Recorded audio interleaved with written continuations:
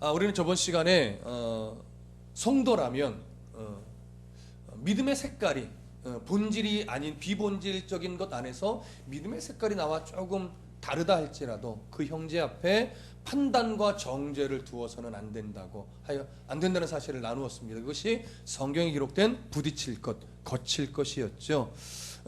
그것들을 두지 않고 오히려 사랑으로 행하는 것이 성도의 바른 모습임을 나누었습니다. 그래야 주를 향한 서로의 그 진실한 마음들이 비방을 받지 않을 수 있고 왜곡되지 않을 수 있다고 했습니다. 성도답지 못한 정죄가 나가고 성도답지 못한 판단이 나가고 성도답지 못한 비방과 업신여김이 나가면 거기서 우리 하나님이 어떤 분이신지 왜곡될 수 있기 때문에 우리는 더 조심해야 된다고 했습니다. 그래서 부모의 위치가 중요하고 선생된 자의 위치가 그래서 더욱 중요합니다. 우리가 가정에서 그리스도인다운 부모가 돼야 그 아이들이 그리스도인은 이런 거구나 이걸 배울 텐데 우리 엄마는 교회에서는 거룩하고 막 은혜로운데 집에만 오면 마귀가 돼 뭐 이래 버리면 그것만큼 참 서글픈 게 없어요. 그게 지금은 뭔가 크게 심각해지지 않아도 이게 나중에 심각해질 수 있단 말이죠. 그래서 저도 종종 저희 자녀들한테 물어봐요. 야, 아빠 교회에서 모습하고 집에서의 모습하고 똑같냐 다르냐 그랬더니 아직은 똑같아요. 교회에서도 혼낼 때 혼내지만 집에서도 혼낼 때는 혼내거든요. 뭐 혼낸다는 게 참 웃긴 비유가 돼버렸는데 어쨌든 교회에서 우리가 말씀 앞에 서 있는 모습과 가정에서의 모습 또 직장에서의 모습이 사실은 똑같아야 됩니다. 근데 그것만큼 어려운 게 없죠. 그것만큼 어려운 게 없습니다. 그것을 해야 하지만 그것을 못한다고 제가 여러분들에게 책망하는 거 아닙니다. 그만큼 어려운 부분이기 때문에 우리가 그만큼 더 힘써야 된다라고 하는 것을 여러분 우리가 좀 강조하고 싶은 겁니다. 또 그만큼 중요한 것이라는 것 강조하고 싶은 겁니다. 그렇기 때문에 바울은요 오늘 그것을 앞에서 이제 강조하고 나서 오늘 이제 본문 2절을 통해서 그러니까 하나님 나라의 본질이 무엇인지 우리가 바르게 알고 붙잡아야 됨을 가르칩니다. 그래서 하나님 나라의 본질이 뭐냐 비본질적인 것으로 우리가 다투면 안 된다는 사실을 강조했다면 이제는 그러니까 본질적인 것이 뭐냐를 가르치고 그것을 붙잡아야 된다 이것을 이제 강조하는 겁니다. 자 17절 함께 읽어보겠습니다. 시작.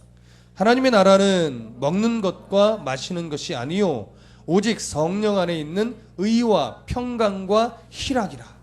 자 저를 보십시오. 하나님의 나라. 바울이 먼저 말해요. 하나님의 나라는 보통 이제 공관복음서 마태복음, 마가복음, 누가복음, 요한복음 이 공관복음서 안에서는 하나님의 나라가 어떤 개념으로 주로 쓰였냐면 하나님의 통치를 받는 것, 하나님의 통치를 받는 상태. 하나님의 나라는 물론 하늘에 있지만 이 땅에서도 우리는 하나님의 통치를 받는 자로서 하나님의 나라를 살아가야 되는 이 개념으로 많이 설명되어 왔습니다. 그러니까 오늘 우리가 이 땅에 그리스도인으로 살지만 하나님의 통치를 받지 않고 세상의 가치를 따라 살면 우리는 하나님의 나라를 살고 있는 것이 아니에요.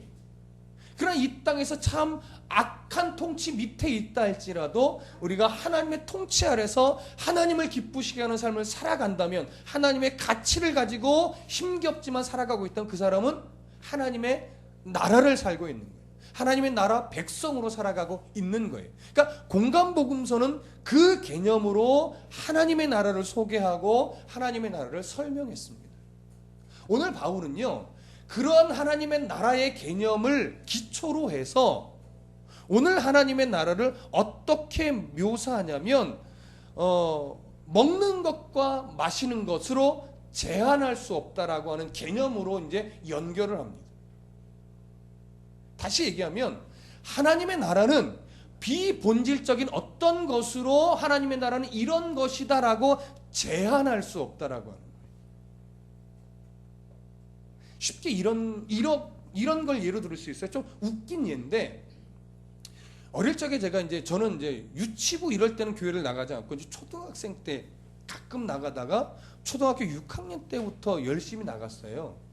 근데 마침 이제 교회 나갈 때 저랑 죽이 잘 맞는 친구가 있어서 성격이 트리플 A형이지만 참 신나게 교회를 다녔어요. 근데 주일학교 예배 전후로 해서 얼마나 뛰어다녔는지 계단을 두세 칸 넘어 다니는 건 유도 아니었고 윗계단에서 반대편 계단으로 막 뛰어넘기도 하고 그때는 날씬했거든요. 몸도 가볍고 전혀 안 믿으신다시 웃으시는데 제가 갈비씨였어요. 별명이. 안 믿네요. 갈비대로 기타도 막 치고 이래가지고 얼마나 그랬는데 그렇게 막 정말 장난을 많이 쳤어요. 예배 시간에 떠들고 그랬더니 이제 선생님이 우스갯소리로 이제 혼을 내면서 하시는 얘기가 뭐냐면 너 이놈의 자식아 예배 시간에 그렇게 떠들면 지옥 가 임마.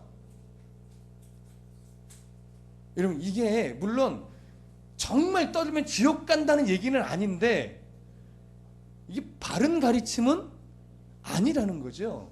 하나님의 나라에 대한 기준이 예배 시간에 떠드느냐 경건하게 드리느냐가 아니라는 거죠. 좀 우스운 예를 들었지만 그런 식으로 우리의 어떤 믿음의 색깔이 다르다고 해서 그 다른 자를 정죄의 대상으로 올려놓고 그것이 마치 어떤 하나님 나라의 색깔인 양, 그것이 하나님 나라에 들어가고 못 들어가는 어떤 기준인 양, 이런 식으로 만들어 버리는 경우가 있다라고 하는 것이죠. 바울은 그런 걸로 하나님의 나라를 어떤 정의를 내리거나 제한할 수 없다라고 하는 거예요. 무슨 말씀인지 이해되십니까? 근데 우리는 종종 그런 실수를 한단 말이에요. 아유 저런 인간이 천국 가겠어? 저런 인간이라도 예수 그리스도를 믿고 보혈의 은혜를 받아 하나님의 인침을 받은 자라면 저런 인간이라도 가요? 못 가요? 가요. 우리가 생각에 저런 인간은 안 갔으면 좋겠는 거지 간단 말이에요. 그게 하나님 나라의 성격. 우리는 그런 것들로 하나님의 나라를 제한하고 막을 수 없습니다. 요즘에 좀 신경질 나서 말씀을 드리는 건데 요즘에 하도 이제 이상한 종말론이 막 대두되잖아요. 근데 요즘에 이런 사람도 있었어요. 한참 이제 베리칩이 막 나오니까 계시록에 있는 어떤 짐승의 표를 받는 이런 구절을 나중에 이제 제가 그 구절을 강의하면 이제 정확하게 이해가 되시겠지만 베리칩을 666 짐승의 표로 연결을 해서 무엇이라고 말하냐면 짐승의 표식인 베리칩을 받으면 천국에 못 갑니다. 이렇게 기준을 이야기를 하는 거예요, 여러분. 여러분 짐승의 표, 하나님의 인침을 받은 자가 짐승의 표를 받을 수 있을까요, 없을까요? 하나님의 인침을 밀어내고 짐승의 표를 받을 수 있을까요? 일단 기본적으로 그게 안 되는 거예요. 그렇기 때문에 예수를 믿는데 짐승의 표를 받아. 그래서 지옥 가. 이건 뭐예요? 사단의 세력이 누구의 세력을 이길 수 있다라고 말하는 것과 똑같아요. 하나님의 구원의 능력, 보혈의 그 죽음의 권세를 깨고 부활하신 예수 그리스도의 보혈의 능력, 하나님이 구원하신 능력을 사단이 빼앗을 수 있다라고 하는 것과 동일하게 여기는 거예요. 여러분 큰일 날 소리예요. 우리가 계시록에서 계속 배우지만 사탄의 세력도 결국은 무슨 도구밖에 안 돼요?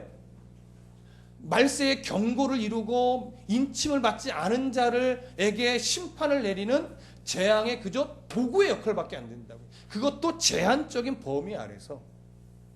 그러니까 사단의 세력이 결코 팽팽하게 하나님의 세력과 대결하는 구도는 종말에 있지 않아요. 계시록을 잘못 보는 거예요. 짐승의 표는 예수를 영접한 자는 절대 받을 수 없습니다. 베리칩을 수십 개 몸에 심는다고 해도 무슨 말씀인지 아시겠어요? 손끝부터 발끝까지 베리칩을 받고 심는다고 해도 하나님의 인침을 받은 자는 지옥에 가지 않습니다.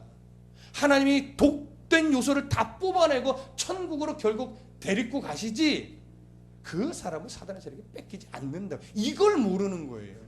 근데 이런 시한부적인 종말론자들은요 자꾸 뭘로 가는 거예요? 하나님의 나라의 어떠한 그 경계선을 사단의 세력이 넘볼 수 있는 것처럼 자꾸 얘기하는 거예요. 제한할 수 없어요. 그런 세상의 것들이 비본질적인 것들 그리고 악한 것들이 하나님의 나라를 규정짓고 제한하고 막고 할 수 없어요. 좀 넓은 시각까지 제가 지금 본 거예요. 바울은 그런 시각까지 이야기한 건 아니지만 이 내용은 그렇게까지 연장해서 볼 수 있다라고 하는 거예요. 그래서 오늘 17절에 하나님의 나라는 먹는 것과 마시는 것이 뭐예요? 아니요. 그런 걸로 규정할 수도 없고 제한할 수도 없고. 예. 새벽 예배 안 빠지면 천국 갈까요? 뭔가 잘못됐죠. 천국의 기준은 새벽 예배가 아니란 말이에요. 주일 성수 못하면 지옥 갈까요? 천국과 지옥은 유일한 기준이 예수 그리스도 하나밖에 없는 거예요. 주일 성수 하면 신앙이 좋고 안 하면 지옥의 자식이고, 그게 딱 요런 거에 걸리는 거예요. 하나님의 나라는 먹는 것과 마시는 것이 아닙니다. 그러나 바른 성도라면 주일을 바르게 성수하려고 노력할 수밖에 없는 거죠. 바른 성도라면 비록 새벽 5시 반에 교회를 안 오더라도 새벽 예배를 드리는 마음으로 하루를 시작하게 되는 거예요. 말씀의 씨름. 요즘 저희 아내도 성경을 묵상하려고 무진장 애를 쓰고 있어요. 읽고 또 읽고 또 읽고. 목사님 이거 뭔지 모르겠어요. 다른 성경 좀 줘보세요 하면서, 근데 내가 얘기해 주려면 얘기하지 말아요. 내가 씨름할 거예요. 막 그러면서 혼자 씨름해요. 근데도 아직까지도 잘 모르겠다. 막 힘들대. 여러분 그게 뭐예요? 그게 성도의 씨름인 거예요. 그게 성도의 씨름. 하나님 나라의 백성의 모습인 거죠. 그게. 우리의 그것이 신앙이 있는 사람의 당연한 반응인 거지, 그것이 신앙이 고급하다거나 그래야 천국 간다거나 이렇게 규정 지을 수 있는 기준이 아닌 거죠. 이게 우리 앞으로 기준을 잘 붙잡고 가셔야 되는 거예요. 그리고 나서 이제 바울이 이렇게 연결을 해요. 하나님의 나라는 먹는 것과 마시는 것이 아니요 오직 성령 안에 있는 의와 평강과 희락이라. 하나님 나라의 본질적인 요소가 뭐라는 겁니까?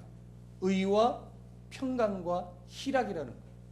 의와 평강과 희락에 대해서 우리가 살펴볼 건데, 의와 희락과 평강이라는 이 요소가 무엇을 덮어버려야 되냐면, 나와 신앙의 색깔이 다른 비본질적인 요소로 인해서 내가 좀 불편한 거, 그것들을 뭐예요? 덮어버릴 수 있어야 돼요. 근데 덮지 못해. 내가 불편하니까 자꾸 정죄하게 되고 판단하게 되고 비판하게 되고 업신여기게 된다면, 그것은 지금 이 본질적인 요소로 나의 삶을 채우지 못하고 있기 때문에 그래요. 앞에 나누었던 말씀대로 얘기를 하면 사랑하지 않기 때문에 그래요. 사랑하지 않기 때문에. 그러니 이게 제일 힘든 거죠. 제일 힘든 거죠. 그러면 이 의와 평강과 희락이라고 하는 본질적인 요소가 내 삶에 배어나서, 그것이 비본질적인 요소로 나와 다른 신앙의 색깔이 있는 사람들로 인해서 내가 좀 부딪힐 때, 그때 그것을 덮을 수 있는 힘이 생기는 것, 이게 뭐냐면 이게 신앙의 실력이에요. 근데 아직 그걸 덮지 못해. 정말 신앙의 색깔이 달려서 막 꼴배기 싫어지고 자꾸 막 불평이 터지고, 저런 인간은 왜 우리 교회에 나오는 거야, 막 이런 식의 마음이 생기면 아직 신앙의 수준이 지금 낮은 거예요. 실력이 없는 거예요. 우리는 그 고비고비들을 이겨가면서 신앙의 실력을 세워가야 되는 거죠. 쌓아가야 되는 거죠. 그게 우리의 싸움인 거예요. 그게. 자, 그러면 바울이 지금 강조하고 있는 의와 평강과 희락이 무엇인지 조금 구체적으로 살펴보겠습니다. 바울이 의, 평강, 희락을 이야기할 때는요, 일단 1차적인 대상이 누구냐면 로마 교회 공동체 안에 있는 유대인 기독교인들과 이방인 기독교인들, 서로를 내 믿음이 옳으네, 네 믿음이 옳으네 하면서 아직 팽팽한 긴장 속에 있는 그 두 부류의 기독교인들을 대상으로 하여 지금 이 얘기를 하고 있다는 걸 염두에 두시고 보는 겁니다. 자, 의에 대해서 한번 살펴보시죠. 의는 헬라어로 디카이오 슈이네라고 하는데, 일반적인 의미는 뭐냐면 예수 그리스도의 보혈의 은혜로 말미암아 의의 신분을 소유하게 된 그 백성이 의로운 자로서 성도다운 옳은 행실을 갖는 것, 이게 여기서 말하는 의의 기본적인 의미입니다. 그러니까 단순하게 신분의 변화만을 이야기하는 것이 아니라 신분의 변화와 함께 변화된 자로서의 걸맞는 삶의 행실까지가 있어야 돼요. 이게 여기서 말하고 있는 의예요. 디카이오시네.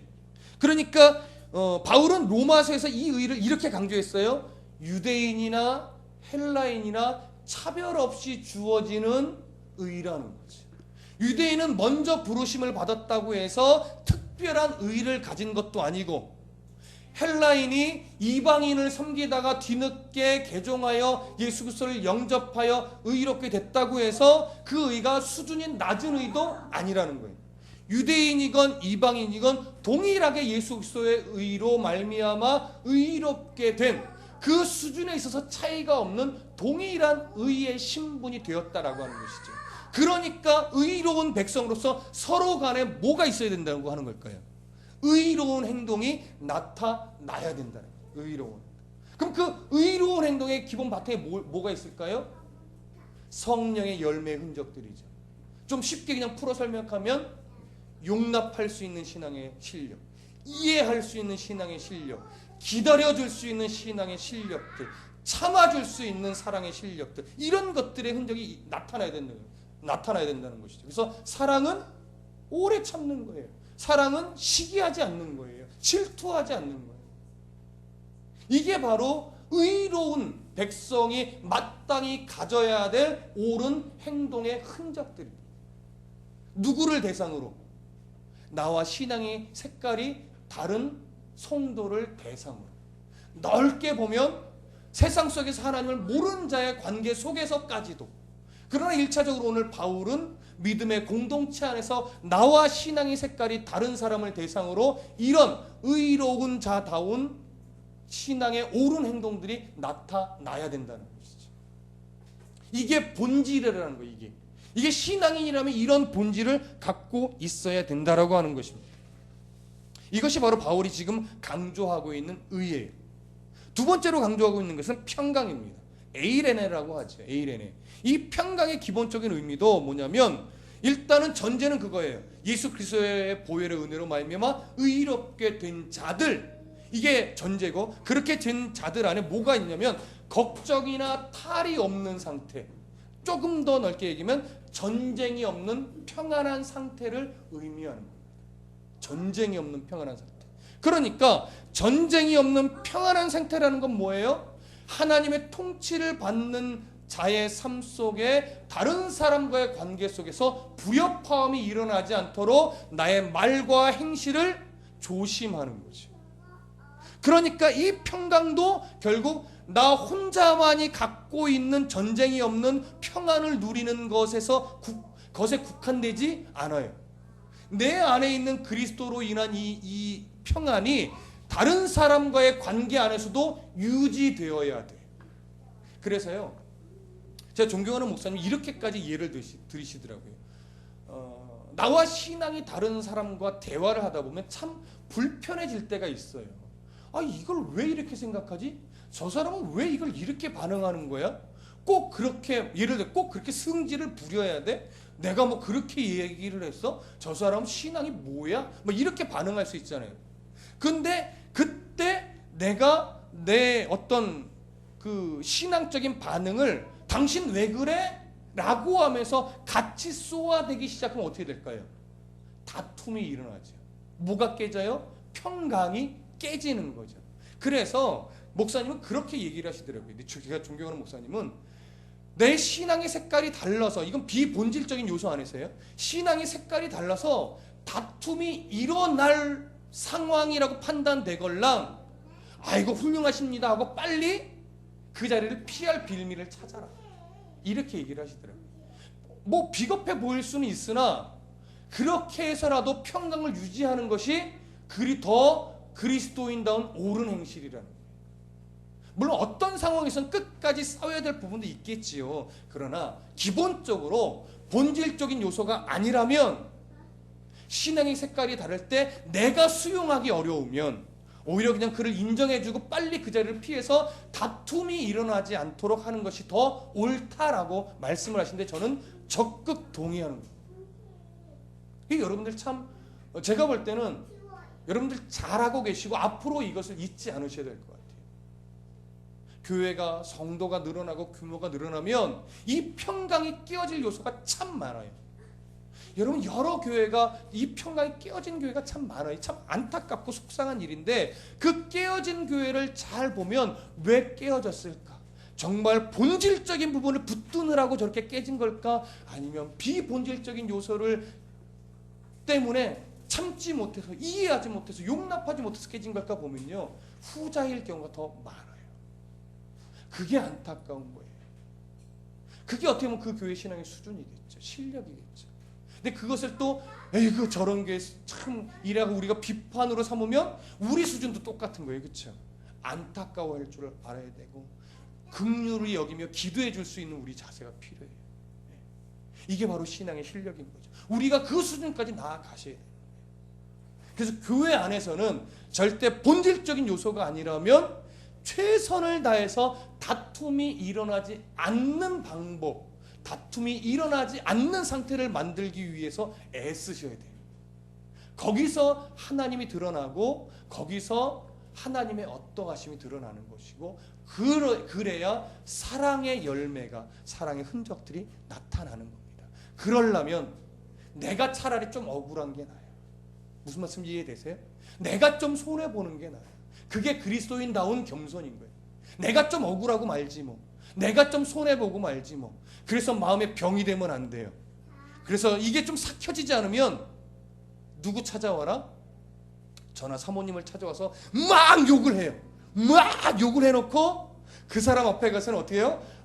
아무 일 없었다는 듯이 그리스도인의 아름다운 표정을 지어주시면 돼요.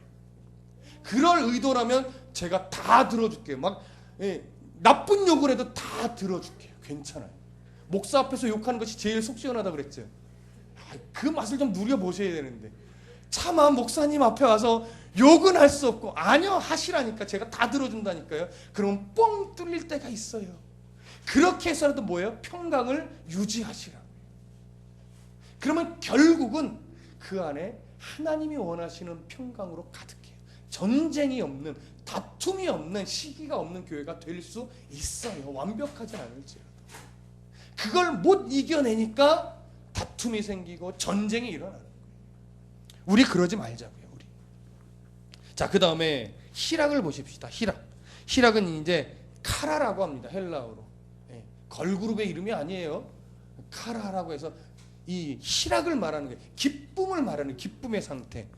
그러니까 희락의 기본적인 의미는 기쁨인데, 이것은 세상 속에서 내가 원하던 뭔가를 얻었을 때 오는 그런 류의 기쁨을 말하는 것이 아니에요.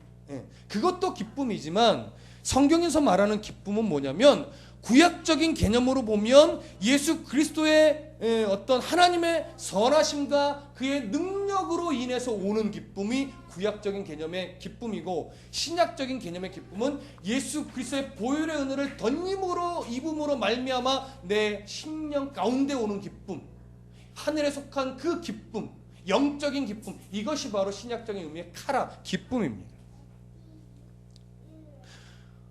그러니까 이 기쁨이요, 단순하게 개인적인 차원의 기쁨으로서 머물러서는 안 되는 것이고, 교회 공동체 안에 다른 성도들과의 관계 안에서 이 기쁨이 함께 되어져야 하는 거예요. 그러면 이 기쁨이 왜 다른 사람과의 관계 속에서까지 함께 되어져야 한다고 말씀을 드리느냐? 이 기쁨은 이런 식의 기쁨으로까지 펼쳐져야 되기 때문에 그래요. 뭐냐면 내 속에 예수 그리스도의 보혈의 은혜로 말미암아 하나님 나라의 소망이 있으니까 늘 기뻐해요. 꼭 기뻐할 상황이 있어서가 아니라 내가 하나님의 자녀이고 하나님 나라의 소망을 딱 두니까 힘겨운 상황인데도 기뻐하라 하신 하나님의 말씀의 의미를 깨닫고 늘 기뻐하려고 애를 쓰죠. 근데 그 기쁨이요, 사촌이 땅을 사면 싹 사라져요. 이러면 된다 안 된다? 이러면 안 된다라고 하는 거예요. 사촌이 땅을 사도 기뻐하는 거예요. 나보다 저 사람이 돈이 더 많아도, 내가 좀 빈궁해도 내가 기쁘게 밥도 한 끼 살 수 있는 그 넉넉함이 있는 기쁨이어야 돼. 다른 사람이 아픈 일을 당하면 고소해하는 것이 아니라 내 일처럼 같이 아파해 줄 수 있는 그 마음을 가지려고 애쓰는 것, 이게 카라예요. 근데 나는 기쁜데, 나는 너무 그리스도의 은혜로 기뻐하는데 얄미운 누군가가 너무 잘 되니까 막 속상해. 이러면 그 카라가 뭐예요? 깨지는 거예요. 그 카라가. 그러니까 나만 기뻐함으로 끝나는 수준의 카라가 아니라 다른 사람의 기쁨을 진실하게 내가 기뻐해 줄 수 있는, 나와 신앙이 색깔이 달라서 좀 껄끄럽고 때로는 좀 얄밉기도 하고 그런 사람이 잘 되는 것까지도 내가 기뻐해 줄 수 있는 실력으로 나아가는 기쁨, 이것이 카라예요. 이것이 희락이에요. 그러니까 희락은요, 여러분, 기뻐해야 되는 이유는 뭐냐면, 내가 좀 기분 나쁜 사람의 잘 되는 일까지도 기뻐해야 하는 이유는, 그래야 내 속에 진정한 카라가, 진정한 희락이 깨지지 않기 때문에 그래요. 그러니까 결국 누구를 위해서예요? 나를 위해서예요, 여러분. 나를 위해서 좀 기분 나쁜 사람이 잘 돼도 막 기뻐해 줄 수 있어야 돼요. 좀 기분 나쁜 사람이 잘 안 돼도 고소해하지 말고 안타까워해 줘야 돼요. 그게 다 나를 위해서예요. 다 나를 위해서. 여러분, 이렇게 되는 것, 이렇게 의와 평강과 희락의 삶의 흔적들이 내 삶에 묻어나는 것이 이게 신앙의 본질입니다. 이 세 가지를 내가 끈끈하게 가지려고 노력하고 애쓰면요, 다른 사람의 비본질적인 요소로 인해서 내가 시험 들거나 거칠 것을 그 사람 앞에 두거나 이러지 않을 수 있어요. 그래서 본질적인 요소, 이 요소를, 의와 평강과 희락을 내 안에 가지려고 애를 쓰면 그 실력이 쌓여서 비본질적인 요소를 뭐 할 수 있어요? 덮어버릴 수 있어요. 그래서 이 17절이 중요한 겁니다. 그래서 바울의 이런 마음이 18절에 고스란히 담겨 있어요. 18절 다 같이 읽어볼까요? 시작. 이로써 그리스도를 섬기는 자는 하나님을 기쁘시게 하며 사람에게도 칭찬을 받느니라. 네. 이러한 본질적인 의와 평강과 희락을 가지고 내 실력을 쌓아가며 그것으로 비본질적인 요소로 다투지 않고 덮으려고 애쓰는 성도는 그 모습이 결국 하나님을 영화롭게 한다는 거예요.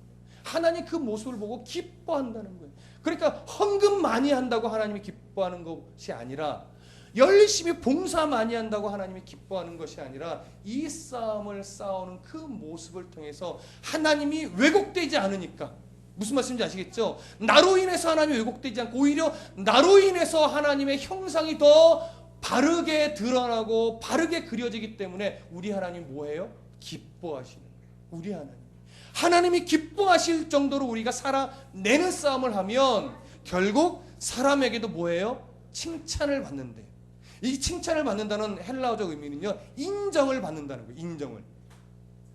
하나님이 영광을 받고 우리도 정말 성도라고 인정을 받는 거죠. 그러나 물론 이 참된 그리스도인이라고 해서 세상 사람들이 모두 다 막 인정해주고 이런 건 아니에요.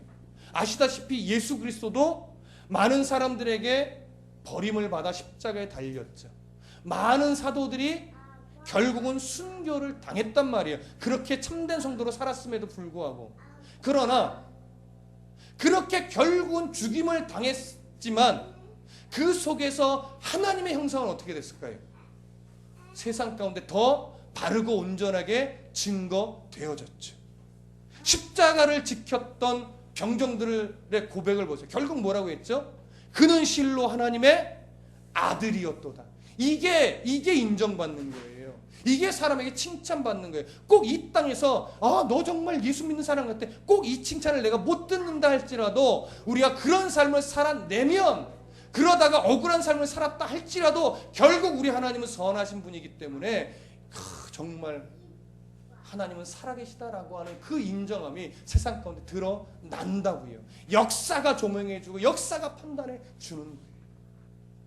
그러나 이렇게 말씀할 때는 그렇게 살면 세상 사람들 안에서도 인정을 받을 수 있다는 거예요, 없다는 거예요? 있다는 거예요, 여러분. 네. 처음에는 고생스럽겠지만 그리스도인의 모습을 지켜내면, 야, 넌 정말 예수 믿는 사람이다. 내가 너만큼은 인정한다. 너 회식 자리에 술 안 마셔도 너는 인정. 무슨 말씀인지 아시겠습니까? 세상 속에서 그리스도인의 모습을 잃지 않는 건 너무 어려운 거예요. 근데 어려운데 어렵기 때문에 이겨내면 세상 속에서 그래, 내가 네 신앙만큼은 존중해 줄게 라고 하는, 그렇게 세상 사람들한테 내가 그리스도를 인정받는 것은요, 더 넓게 생각하면 누가 인정받는 거예요? 하나님이 인정받는 거예요. 하나님이 영광을 받으시는 거라고요. 이게 얼마나 멋진 일입니까? 이게 내가 죽어도 누가 살면 승리라? 하나님이 살면. 나는 죽고 예수로 살면 그것이 정말 승리자의 인생. 내가 인정받지 못해도 하나님만 드러나시면 그게 바로 승리라. 이게 우리가 본질적인 요소를 붙잡고 살아갈 때 우리가 누릴 수 있는 가장 큰 기쁨입니다. 여러분, 주의 십자가가 정말 나의 평생의 자랑이 되셨습니까?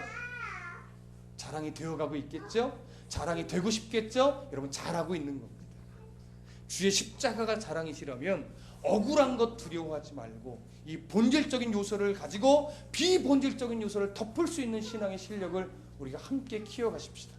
우리의 삶 가운데 하나님의 기뻐함을 받으시고 그 속에서 우리도 정말 그리스도인으로 인정받을 수 있는 그런 아름다운 열매 흔적이 많이 일어날 것입니다. 저는 보입니다. 신통력이 있어서 보이는 것이 아니라 여러분들이 씨름하는 것을 알기 때문에 여러분의 삶에 맺혀질 열매의 흔적들이 보여서 참 기쁩니다. 더 싸워내십시다. 더 이겨내십시다.